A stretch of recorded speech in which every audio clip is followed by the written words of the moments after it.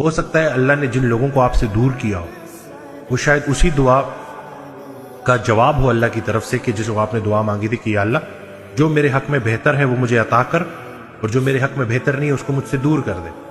تو آپ کو نہیں پتا ہوتا کہ فیوچر میں کتنا بڑا جو ہے وہ بہتری تھی کسی ایک انسان کے جانے سے یا کسی انسان کے آنے سے۔ تو انسان جو ہے نا وہ تھوڑا جلد باز ہے، جلد بازی کرتا ہے۔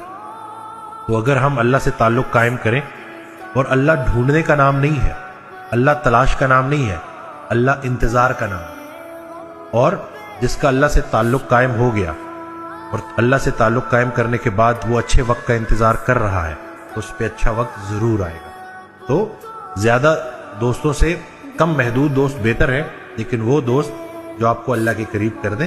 یہ جو مشکل وقت ہوتا ہے نا یہ بڑا پیارا ہوتا ہے، اس میں اپنے پرائے کا بھی پتہ چل جاتا ہے اور اللہ کو بھی اپنے پرائے کا پتہ چل جاتا ہے۔ جب میں بہت زیادہ پریشان تھا، انگزائٹی میں تھا، میں نے اپنا جم بھی فار سیل لگا دیا تھا، سوسائڈل تھاٹس، یہ ساری چیزیں۔ تو اسی دوران ایک دن میں بیٹھا ہوا تو قاسم علی شاہ صاحب کی میں نے ایک ویڈیو دیکھی جس میں انہوں نے ذکر کیا حضرت واصف علی واصف رحمۃ اللہ علیہ کا کہ میرے استاد، میرے پیر و مرشد۔ تو میں نے نا سرچ کیا، سمپل گوگل کیا تو ایک ویڈیو آ گئی غم کے عنوان سے۔ تو جو الفاظ تھے وہ یہ تھے کہ غم میں غم دینے والے کو یاد رکھنا تیرا تیرے رب سے سب سے قریبی رشتہ سجدے کا ہے، اور اس سے بھی قریبی رشتہ آنسوؤں کا ہے۔ آنکھ میں آنسو ہیں، سر سجدے میں ڈال، نام محمد صلی اللہ علیہ وآلہ وسلم آہوں میں، دیکھ کہ غم تجھے کیسے سرفراز کرتا ہے۔ یہ جو آنسو ہے نا یہ وہ موتی ہیں جو تجھے تیرے مقام سے آشنا کریں گے۔